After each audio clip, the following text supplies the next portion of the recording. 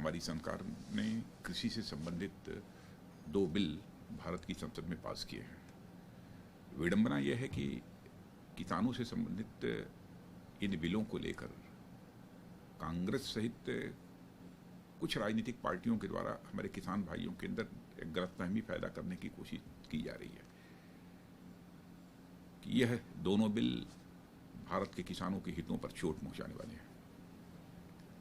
लेकिन मैं एक किसान का बेटा होने के नाते, केवल इस सरकार का एक मंत्री होने के नाते नहीं, मैं ये विश्वास के साथ में यह कह सकता हूं, यह जो भी कृषि से संबंधित बिल भारत की संसद में पास किए हैं हमारी सरकार ने, बहनों भाइयों, यह बिल यह किसानों का सशक्तिकरण करने वाले हैं, किसानों को मजबूत बनाने वाले यह बिल हैं। मैं किसानों को भ्रमित करने वाले लोगों से अपील करना चाहता हूं कि कृपया वो किसानों को भ्रमित न करें। जो मोदी जी के नेतृत्व की सरकार किसानों के लिए कई महत्वपूर्ण कदम अपने शासनकाल में उठा सकती है उनके सशक्तिकरण के लिए, उस सरकार से कैसे अपेक्षा की जा सकती है कि कोई ऐसा कृषि संबंधित बिल भारत की संसद में पास करेगी जो कि किसानों को क्षति पहुंचाने वाला होगा, किसानों को कमजोर करने वाला होगा। इसकी तो कल्पना ही नहीं की जा सकती। मैं याद दिलाना चाहता हूं अपने किसान भाइयों को कि 2013-14 जब कांग्रेस की सरकार थी, उस समय जब कृषि का बजट पेश किया गया था तो कृषि का बजट लगभग 21,933 करोड़ रुपया का था।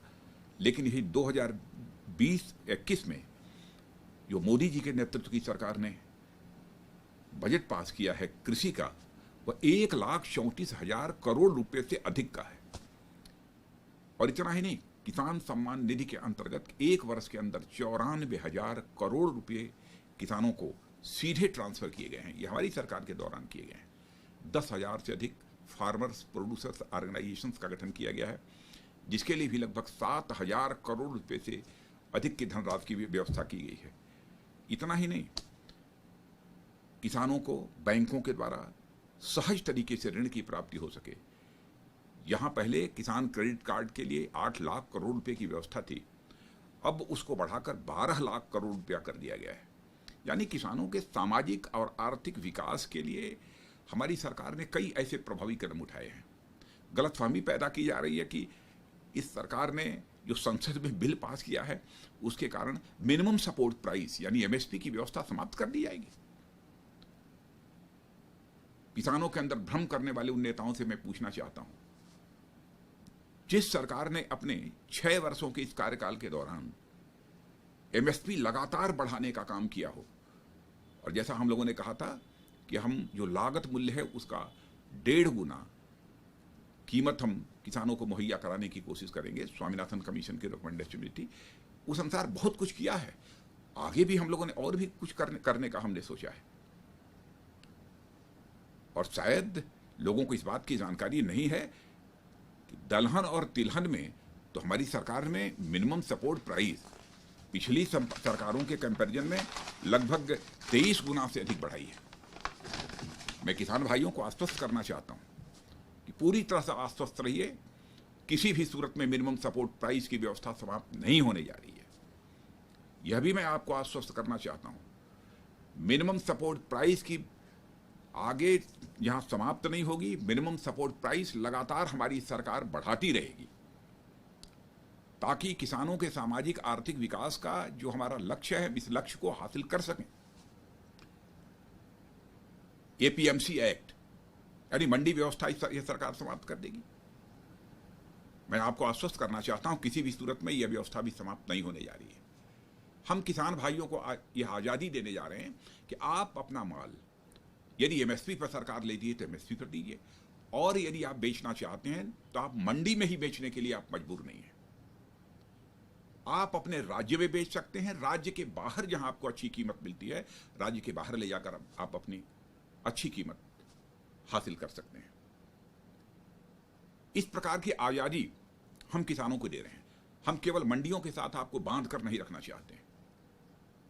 क्या यह सच नहीं है कि मंडियों में आपको टैक्स देना पड़ता है? क्या यह सच नहीं है कि मंडियां बराबर मिनिमम सपोर्ट प्राइस पर ही आपका माल नहीं लेती हैं? क्या इन सब सारे बंधनों से यदि हम आपको आज़ादी दे रहे हैं तो यह किसानों को यह आज़ादी देना, ये किसानों को के साथ अपराध है?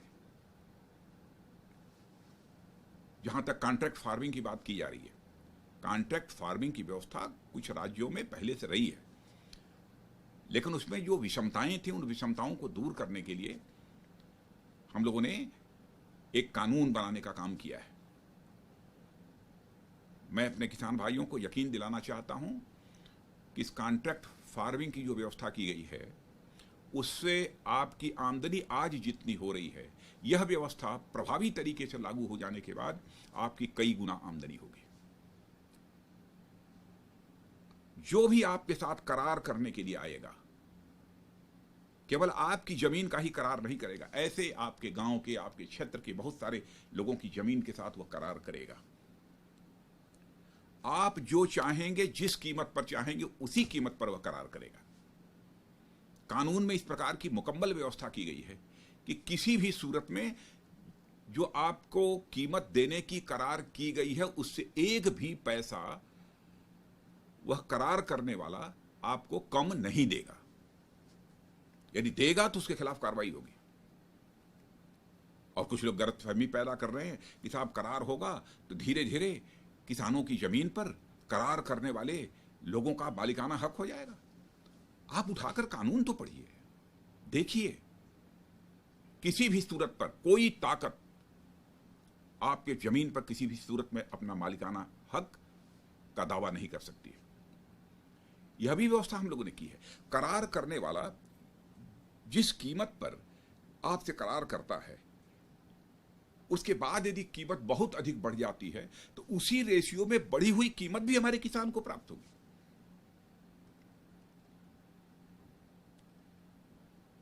जैसा मैंने कहा कि किसानों का सामाजिक और आर्थिक सशक्तिकरण करना यह हमारे प्रधानमंत्री नरेंद्र भाई मोदी जी की प्रतिबद्धता है। हम लोग इस सरकार के साथ हैं, गांव के रहने वाले हम लोग हैं, हम भी किसान के बेटे हैं। किसान के साथ जाति होते हम लोग किसी भी सूरत में अपनी आंखों से नहीं देख सकते। इसलिए मैं किसान भाइयों को आश्वस्त करना चाहता हूं, वो पूरी तरह से आश्वस्त रहें। अब ट्रैक्टर जलाया जा रहा है विरोध में, ट्रैक्टर जलाने का क्या औचित्य है?